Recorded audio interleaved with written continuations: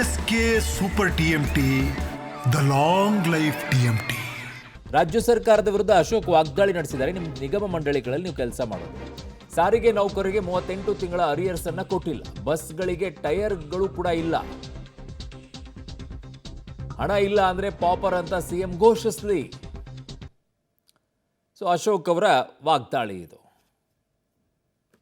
ನಾಳೆ mostly KSRTC ಸಾರಿಗೆ ನಿಗಮಗಳು ಸ್ಟ್ರೈಕ್ ಮಾಡ್ತಾ ಇದ್ದಾರೆ. ನಾಳೆ 4 ನಿಗಮಗಳು, ಸಾರಿಗೆ ಒಟ್ಟು ಸಾರಿಗೆ ಇಲಾಖೆ ಅವ್ರಿಗೂ ಕಳೆದ ಅರಿಯರ್ಸ್ ಕೊಡಬೇಕು. 38 ತಿಂಗಳದು 38 ತಿಂಗಳದ ಅರಿಯರ್ಸ್ ಕೊಡಬೇಕು, ಕೊಟ್ಟಿಲ್ಲ. ಅದಕ್ಕೆ ಅವರು ನಾಳೆ ಹೋರಾಟ ಮಾಡ್ತಾ ಇದ್ದಾರೆ. ಮತ್ತು ಬಂದು ಸಾರಿಗೆ ವ್ಯವಸ್ಥೆಯನ್ನು ಬಂದ್ ಮಾಡುವಂಥದ್ದಕ್ಕೂ ಕೂಡ ಕರೆ ಕೊಡ್ತಾ ಇದ್ದಾರೆ.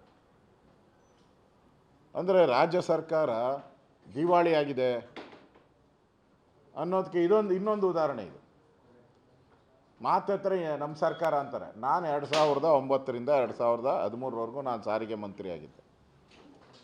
ಬಿಡುಗಡೆ ಮಾಡಲಿ, ನಾ ಇದ್ದಾಗ ಲಾಸ್ ಆಗಿತ್ತು, ಪ್ರಾಫಿಟ್ ಇತ್ತು, ಬಿಡುಗಡೆ ಮಾಡಲಿ. ಇವತ್ತು ಯಾಕೆ ಈ ಸಾರಿಗೆ ಇಲಾಖೆ ದುಸ್ಥಿತಿ ಬಂದಿದೆ? ಟೈರ್ಗಳು ಇಲ್ಲ, ಕೆಲವು ಬಸ್ಗಳಿಗೆ ಟೈರ್ ಇಲ್ಲ, JCBಯಲ್ಲೆಲ್ಲ ಮಕ್ಕಳು ಹೋಗ್ತಾ ಇದ್ದಾರೆ. ಪ್ರವಾಸ ಟೂರ್ ಹೋಗ್ಬೇಕಾದ್ರೆ ಟಿಪ್ಪರ್ಗಳಲ್ಲಿ ಪ್ರವಾಸ, ಶಾಲಾ ಮಕ್ಕಳು ಪ್ರವಾಸ, ಹಿಂದೆ ಎಲ್ಲ ಶಾಲಾ ಮಕ್ಕಳು ಪ್ರವಾಸ ಬಸ್ಗಳಲ್ಲಿ ಹೋಗ್ತಾಯಿದ್ರು. ಸರ್ಕಾರಿ ಬಸ್ಗಳು ಅದಕ್ಕೋಸ್ಕರ ಕನ್ಸೆಷನ್ ಇತ್ತು. ಈಗ ಟಿಪ್ಪರ್ಗಳಲ್ಲೂ ಹೋಗುವಂಥ ಪರಿಸ್ಥಿತಿ. ಯಾಕೆ ಈ ಪರಿಸ್ಥಿತಿಗೆ ರಾಜ್ಯ ಸರ್ಕಾರ ಬಂದಿದೆ?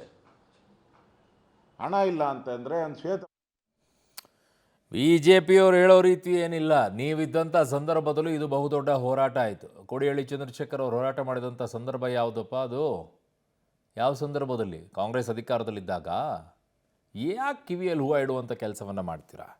ಮತ್ತಷ್ಟು ಮಾಹಿತಿಯನ್ನು ಪಡ್ಕೊಳ್ಳೋಣ ನನ್ನ ಸಹೋದ್ಯೋಗಿ ರಾಘು ಮರಿಸ್ವಾಮಿಯಿಂದ. ರಾಘು, ಪ್ರಮುಖವಾಗಿ ಇವರ ಬೇಡಿಕೆಗಳಲ್ಲಿ 38 ತಿಂಗಳ ಹಿಂಬಾಕಿ ಏನಿದೆ ಅದನ್ನು ಕೊಡುವಂಥ ಕೆಲಸದಲ್ಲಿ ಸರ್ಕಾರ ಪ್ರಮುಖ ಪಾತ್ರವನ್ನು ವಹಿಸಲೇಬೇಕಾಗತ್ತೆ. ನನ್ನ ಹತ್ರ ದುಡ್ಡಿಲ್ಲ, ಈಗ ಆಗಲ್ಲ, ಅರ್ಧ ಕೊಡ್ತೀವಿ, ಇನ್ನರ್ಧ ಆಮೇಲೆ ಕೊಡ್ತೀವಿ ಅಂತ ಆದ್ರೂ ಒಂದು ಸೆಟಲ್ಮೆಂಟಿಗಾದರೂ ಬರಬೇಕು, ಅದನ್ನು ಲಿಖಿತ ರೂಪದಲ್ಲಾದ್ರೂ ಕೊಡಬೇಕು. ನನ್ನ ಹತ್ರ ಈಗ ಸದ್ಯಕ್ಕೆ ದುಡ್ಡಿಲ್ಲಪ್ಪ ಅಂತ ಹೇಳಿ.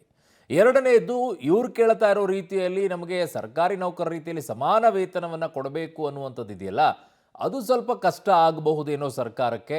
ಬಟ್ ಏನು ಹೇಳ್ತಾ ಇದ್ದಾರೆ ಸಾರಿಗೆ ನೌಕರರ ಮುಖಂಡರು? ಯಾವುದು ಮಾಡಿದರೆ ನಾವು ಪ್ರತಿಭಟನೆಯನ್ನು ಹಿಂದೆ ತಗೊಳ್ತೀವಿ ಅಂತ ಹೇಳಿ. ಅರುಣ್, ಬಹಳ ಕ್ಲಿಯರ್ ಆಗಿದೆ ಸಾರಿಗೆ ನೌಕರರ ಬೇಡಿಕೆಗಳು.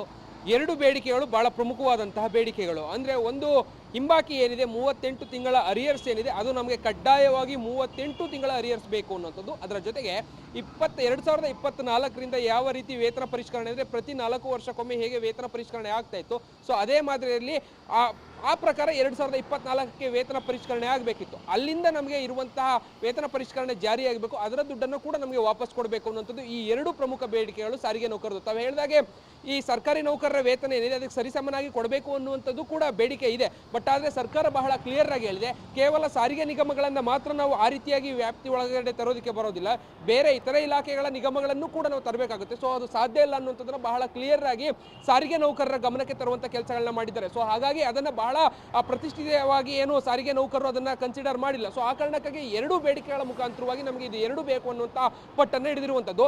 ಈ 2 ಬೇಡಿಕೆಗಳಿಂದ ಸರಿಸುಮಾರು ಸರ್ಕಾರಕ್ಕೆ ಹೆಚ್ಚು ಕಡಿಮೆ 3200 ಕೋಟಿಗೂ ಹೆಚ್ಚು ಹಣ ಬೇಕಾಗುತ್ತೆ ಅರುಣ್. ಯಾಕಂದ್ರೆ ಒಂದು ಗ್ಯಾರಂಟಿಯ ಹಣವನ್ನು ಕಂಪ್ಲೀಟ್ ಆಗಿ ಇವತ್ತಿನ ಈ ಪರಿಸ್ಥಿತಿಗೆ ಇವರು ಕೊಡಬೇಕಾದಂತ ಸ್ಥಿತಿ ಸದ್ಯಕ್ಕೆ ಇರುವಂಥದ್ದು. ಸೊ ಇದೇ ಕಾರಣಕ್ಕಾಗಿ ಸರ್ಕಾರ ಹಿಂದೇಟನ್ನು ಆಗ್ತಾ ಇರುವಂಥದ್ದು. ಕೇವಲ 38 ತಿಂಗಳ ಅರಿಯರ್ಸ್ಗಳಲ್ಲಿ ನಾವು 14 ತಿಂಗಳ ಅರಿಯರ್ಸ್ ಅನ್ನು ಕೊಡ್ತೇವೆ ಅನ್ನುವಂಥ ಒಂದಷ್ಟು ಲೆಕ್ಕಾಚಾರಕ್ಕೆ ಬಂದಿದ್ರು.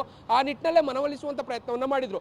ಕೇವಲ 14 ತಿಂಗಳ ಅರಿಯರ್ಸ್ ಅನ್ನು ಕೊಡೋದಾದ್ರೆ ಉಳಿದ 24 ತಿಂಗಳ ಅರಿಯರ್ಸ್ ನಮ್ಮಿಂದ ಕೈ ತಪ್ಪೋಗುತ್ತೆ. ಸೊ ನಾವು ಅದಕ್ಕೆ ಒಪ್ಪೋದಿಲ್ಲ ಅನ್ನುವಂತಹ ವಿಚಾರವನ್ನ ಸರ್ಕಾರದ ಮುಂದೆ ಇಟ್ಟಿರುವಂತಹ ಕಾರಣಕ್ಕಾಗಿ ಈ ರೀತಿಯಾದಂತಹ ಪರಿಸ್ಥಿತಿ, ಇಬ್ಬರ ನಡುವೆ ಈ ರೀತಿಯಾದಂತಹ ಮುಸುಕಿನ ಗುದ್ದಾಟ ಆರಂಭ ಆಗಿರುವಂಥದ್ದು. ಬಟ್ ನಾಳೆ ಸರ್ಕಾರ ಯಾವ ನಿರ್ಧಾರಗಳನ್ನು ಕೈಗೊಳ್ಳುತ್ತೆ ಅನ್ನೋದನ್ನ ಕಾದು ನೋಡಬೇಕಾಗುತ್ತೆ ಅರುಣ್.